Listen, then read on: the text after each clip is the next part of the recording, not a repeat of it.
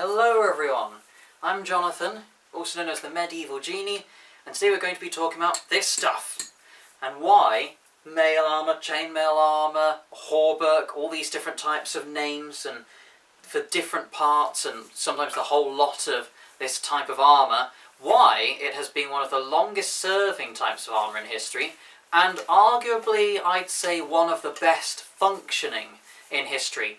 Now of course this can depend on Matt Easton's favourite word, context, the scenario that it ends up in, and obviously there will be times where this is not the universal armour. Most obvious example would be that it's no longer used because it's not bullet resistant. But regardless, in the broader scale of things and looking at history, it has been one of the longest serving armours in history and also one of the most useful. So, to go over the details of why, I feel like it's good that I've got this mail shirt on, but I've also got a helmet with some mail armour on.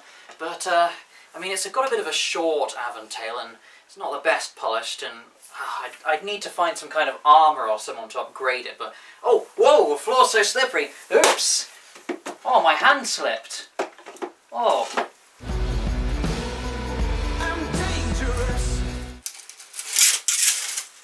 Well, what do you know? This type of mail armour indeed has been used to cover head to toe. You've got examples like this, hauberk, I do believe would be the name for the half-sleeve version, but either way, a half-sleeved mail shirt would be an example of something where mail armour is used on its own. So this is a single piece armour. It's only consisting of the mail armour. It's obviously I'm attaching it and giving it a bit more security with a belt. You'd usually combine it with different types of armour, and you might see a bit of colour difference, but that's just the decoration. It's still the same type of stuff. It's still got rings just on the sleeves and also at the bottom of the skirt of the armour here. That's just some decoration I've done, but it's all, the whole piece of armour is mail, whereas something like this on my helmet is an example of a combo type of mail armour, where you've got the hard plates, but you've also got the mail extensions on there. And you see various types of armour throughout history which combine either sometimes as separate pieces to go with mail. So for example, you could have a shirt of mail like this, and then on top of it you could wear, for example, a coat of brigandine armour. Other examples for combining with mail, one of the most obvious would be to have some kind of padding, like a gambeson or a padded jack underneath a shirt of mail. So you've got the hard armour on the outside and a soft cushioning armour on the inside. Good for the blunt force impact and for the sharp force impact to take it all out, because of course if you're going to something like a battle you don't know which you're going to encounter in what order, so you just combine it into some sort of armour that's good for it all. And in terms of combination where it's all in one piece, I'd refer to the plated mail. I don't mean like a Dungeons & Dragons so-called plate mail, which is just a plate harness. I mean examples like plated mail, which would be a lot of the sort of the shirt like this armour, but actually in the mail armour itself you've got plates. It could be like a mirror plate, which would be a sort of a disc shape, or you could have sort of rectangular plates, different lanes. There are different combinations in which mail armour is combined. Or we can look at this helmet, and there were examples like this. You can see examples throughout the medieval period, and I think there might have been some examples possibly before and after that as well. But you can see you've got, of course, the hard armour, and then the rings are actually riveted, sort of going through the helmet. I'll give you a quick look here.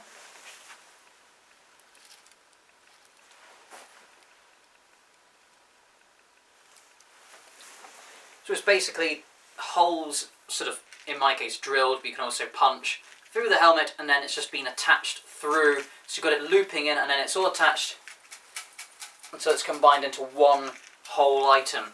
So there are various ways in which mail armour can be used, and that's one of the things that makes it so useful.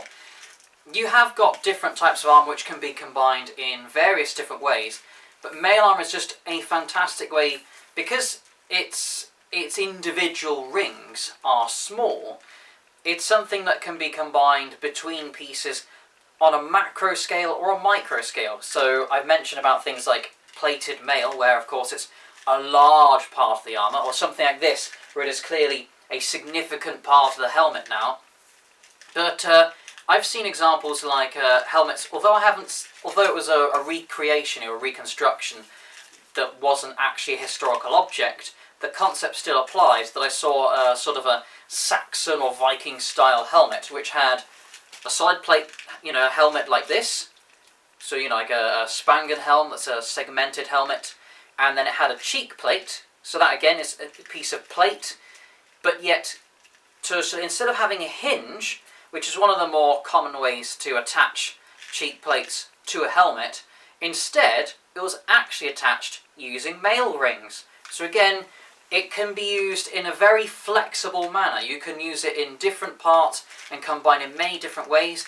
Another example would be voiders. Now, voiders are basically, if you have a padded gambeson, you have, the main padding, and then the mail armour is very specifically around the sort of underside of the arm and around the armpits, going down to certain parts of the upper outside torso. So it's basically around this armpit zone, and it's designed for things like plate and a brigandine, things like that. So they are hard pieces of armour.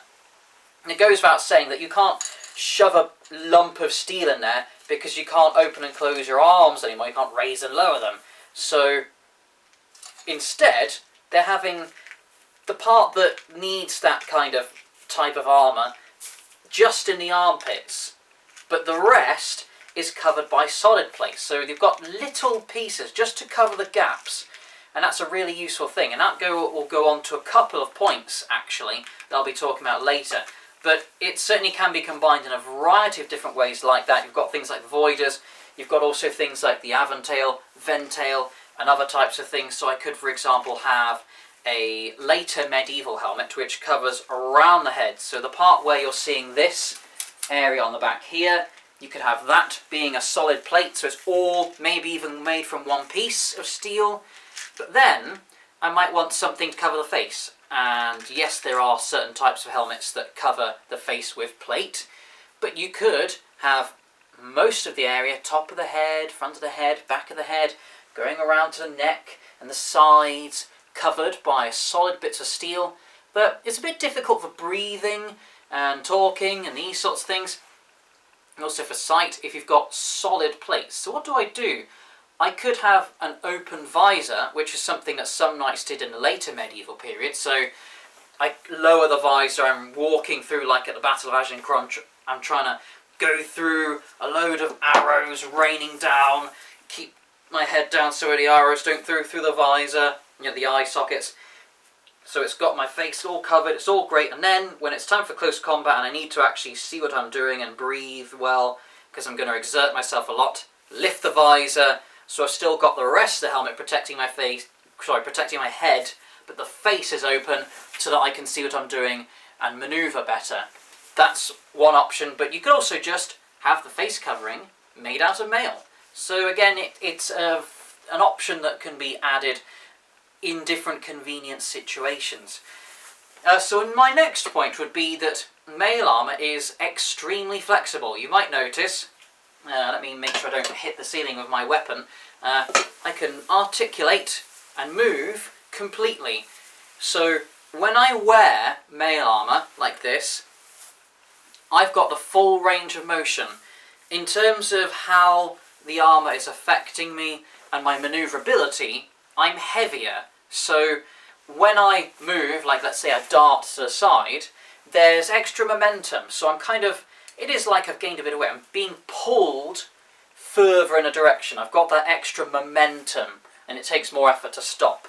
Or I can just let it go and I acknowledge that I'm travelling further. It's a more committed action. I can't stop halfway through a movement and then retract. I commit more to each action when I've got this heavy armour.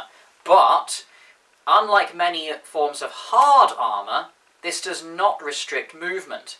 And indeed, I've actually found, from my experience using things like different gambesons, doing historical European martial arts, and doing full contact sparring with steel weapons, although yes, they're not sharp and it's not a real historical battle, get over it, I'm doing it for fun, but I've found that I actually suffer more movement penalty, more of an inability to articulate myself and manoeuvre around with the padding, the supposed light armour, than with this stuff, the mail armour. And indeed I find that if I have some sort of padding and then I put the mail armour on top of it, I have gained weight, but my movement hasn't really been compromised any further than is specifically being caused by the padding itself. So you think of these sorts of, you look at video games or movies and things, and they depict that this is the heavy armour, and that's what stops you moving. And then something like a padded gambeson, the light armour, you can move freely, but it weirdly, and I guess ironically, is more like the opposite. You're more restricted by the padding, and less restricted by the mail. In fact, I'd say not at all restricted by the mail. But although I would caveat that and say that it might be noted that in very early videos, when I had this shirt of mail, even before I put on the decorative copper rings, it had a longer skirt that went to just below my knees, whereas now it's a few inches below the groin, so I've shortened it. And that is because I was finding myself unable to lunge far. I couldn't, extend the legs out so far without being caught up in the skirt. Although I think even that restriction of movement could have been undone if the shirt was designed properly, which is, and something I'm working on now because I still feel there's a little bit of restriction and I might want to add some length back on in the future. I just basically do a bit of triangulation so that it expands. Long story short, I'd just make it sort of a wider skirt, kind of like a girl's skirt, make it wider at the bottom so that I've got more freedom of movement. So even then, just with the same mail armour, I can see that problem in movement and I can completely eliminate it. Not by having to do anything too extreme, not having to remove the armour, I'm not having to, shouldn't really have had to remove length off of that skirt part in the first place. If it had been split and then expanded in those areas below the hips, I probably would have been fine, and then I would never have removed it, and I probably would have kept the shirt as is. But there we are. You live and you learn. I'm becoming an armourer. But the point is, though, it's an extremely good armour for moving around. And indeed, I find it's like with this helmet. So I can look up, I can look down, I can tilt my head in any direction. I don't particularly need to. It's more likely, the most likely sort of movement restriction would be something like if I'm looking down and there'd be maybe some kind of plate on the edge, it's going to try to catch on my shoulders. Or if I'm looking around and it scrapes. Or, most obviously, I'm looking up. Let's say I'm at the bottom of a wall, I'm going to shoot at some archers, and then, yeah, I can move around. So I've got this hard armour on the top, but that's okay, because this part of the skull doesn't need to move. It's a solid object, my skull is solid, I'm not moving it against anything. At most it makes me slightly taller and slightly wider at the head, but it's extremely rare that it's ever going to come into contact with something and cause problems. Whereas this part at the bottom, where I might look up, down, something might tilt my head like a hit from a weapon, and I might want that give. I don't want to be caught and then take the force of the impact. I want to kind of take the impact and then whoosh, cushion it by kind of moving away with it. I'll just go with the flow. And this works with the mail armour. So that's great stuff. And indeed with something like, I mentioned the voiders, they're in a part where if I tried to put some solid armour there, like brigandine or plate, it wouldn't really be able to fit properly, and I'd have this gap, naturally, in the armpit. You've got gaps in the inside of the elbow, things like the cuff of a gauntlet, areas like the armpits, sometimes bits like the neck, although you can have plates around the neck, but there can be bits and pieces, especially the armpits, that don't move properly if you put hard armour in there, and thus people just don't. So hence, having something like some mail armour in there, it's an extremely flexible armour, with each ring acting in a way where it can, and I'll show you up close, it can extend and it can retract, so it can open and close in the weave, like a fishing net that kind of tightens and closes around the fish. It can expand and it can contract. It can move around. The rings individually rotate and move around themselves, and you can see there is a perfect movement. So let me show you up close as I extend and retract the armour. So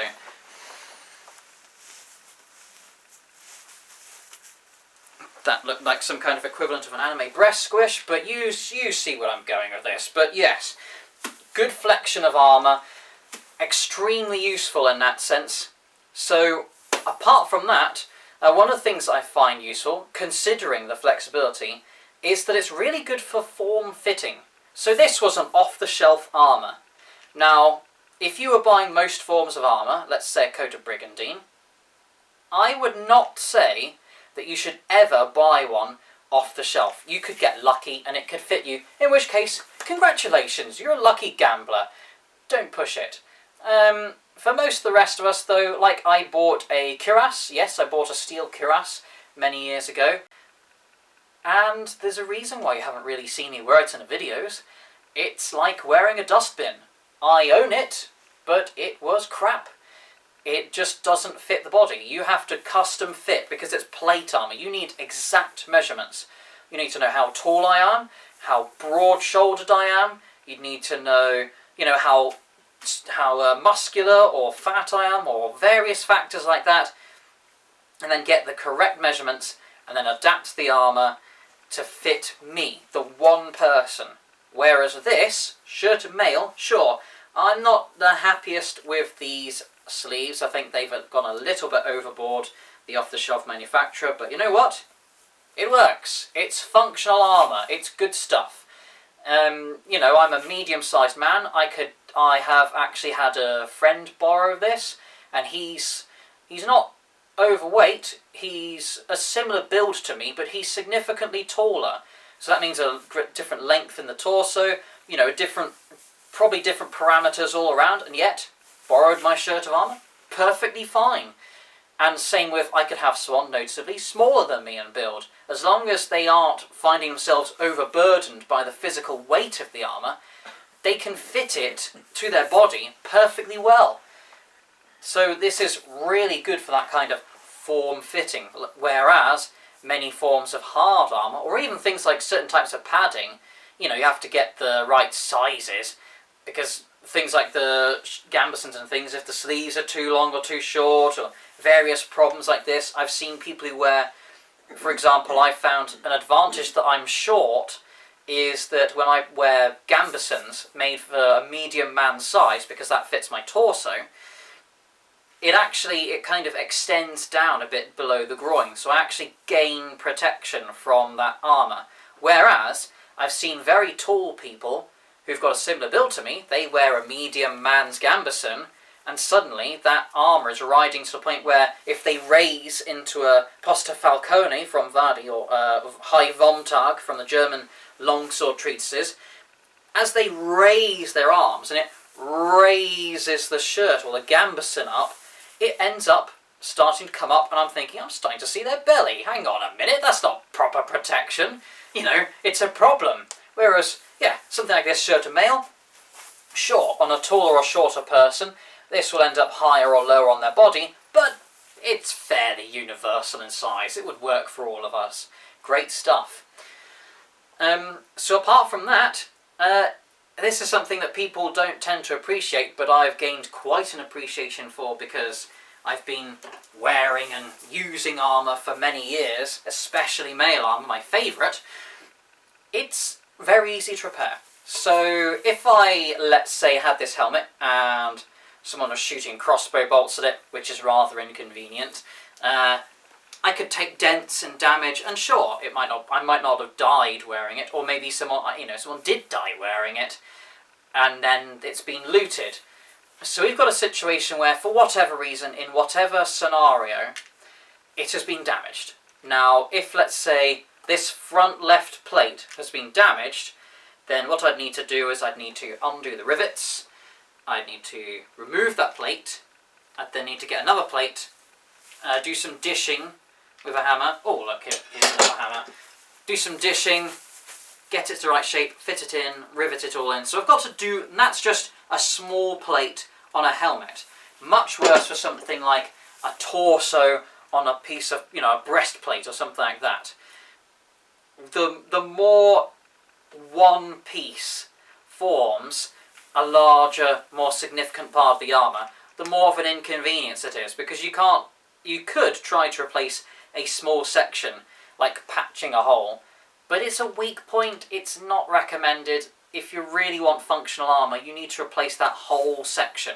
So with the helmet example, I'd want to remove that plate, get another plate manufactured, rivet that in, and then I'm good to go.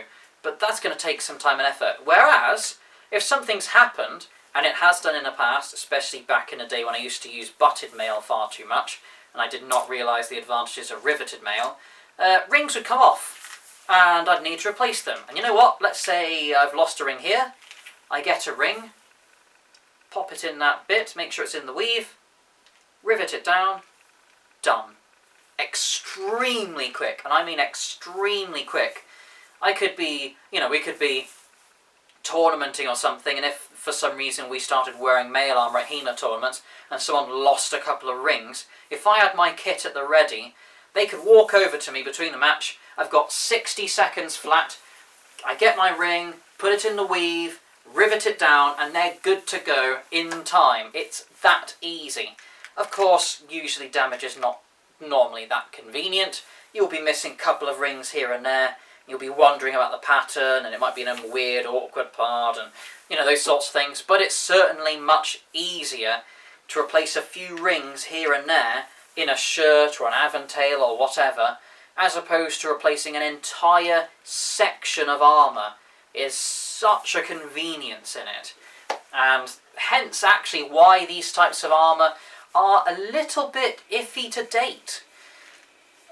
It's a situation where you've got, you know, you could have a shirt of mail, and it could be a few hundred years old at the time when it was deposited, so you could have, you know, you could have a shirt of mail that was from the early medieval period, and it's been passed down the generations, and then in a later medieval period, someone's using the same shirt of mail, and of course, some rings have gone rusty, some rings have gone bad, you've got a few bits and pieces here that have had rings replaced, or, you know, a bit of polish and all this type of stuff. And these changes have happened because bits and pieces have been replaced, and hilariously you can end up with a situation where, you know, I mean, hypothetically you could have a shirt of mail dating from the Iron Age, and someone could just keep reusing it and replacing rings and getting to a comedy level where they've basically replaced the entire shirt by the time it's reached, you know, several generations later in the early medieval period. It's not even the same shirt anymore, but they've just replaced those rings piece by piece, a little bit at a time. Rather than having to go wholesale, this is old armour, gone. Now I must make an entire new piece of armour from scratch. What an inconvenience. Armour like this laughs at such ideas. I mean, I could have this shirt of mail right now, and my great-grandchildren could be wearing this. Realistically, that's probably not going to happen. As soon as I pop my clogs, my next of kin will probably just sell it on eBay. But there we are, or whatever that time period's equivalent of eBay is in a 22nd century. But it's very good stuff. And yeah, in general, I like this stuff.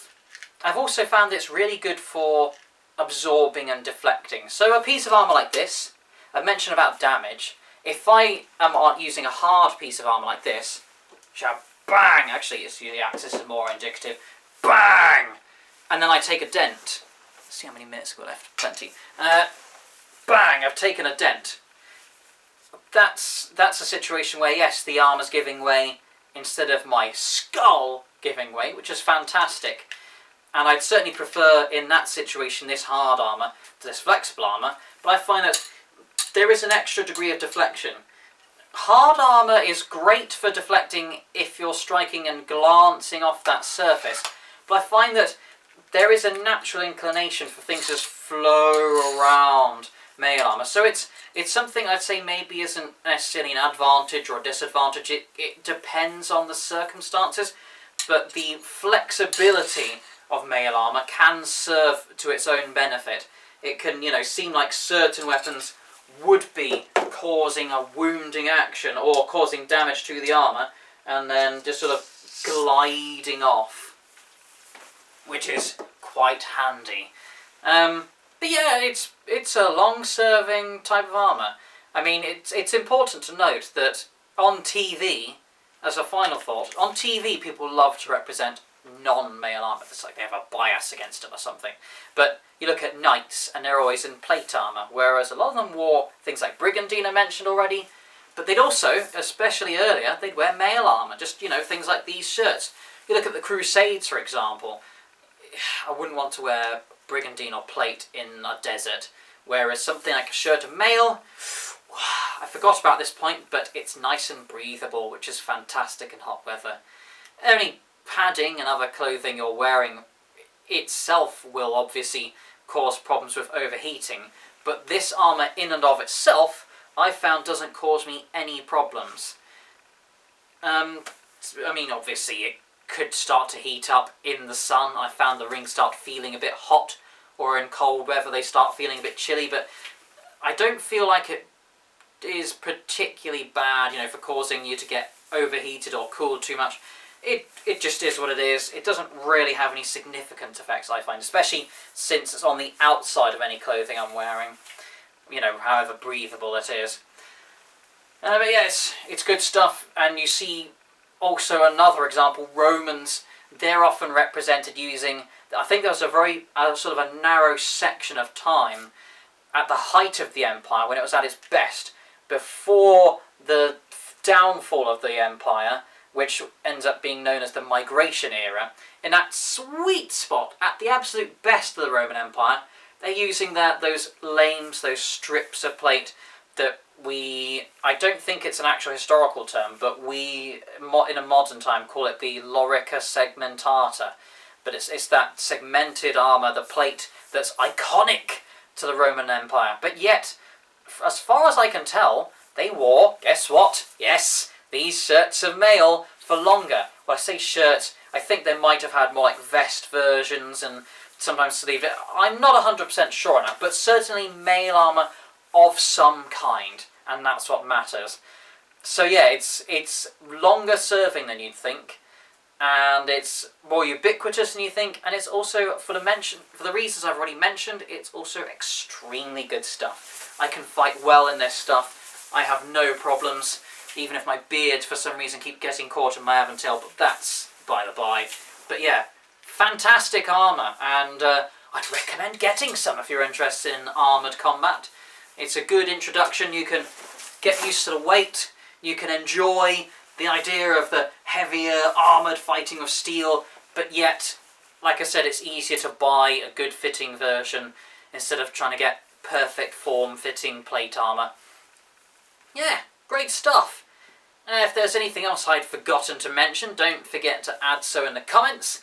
And additionally, the whole medieval genie thing is to do with wishes, and if you want certain subjects that you felt like you want me to talk more about, I'm here, I'll listen to requests, and I'll do my best to help you out.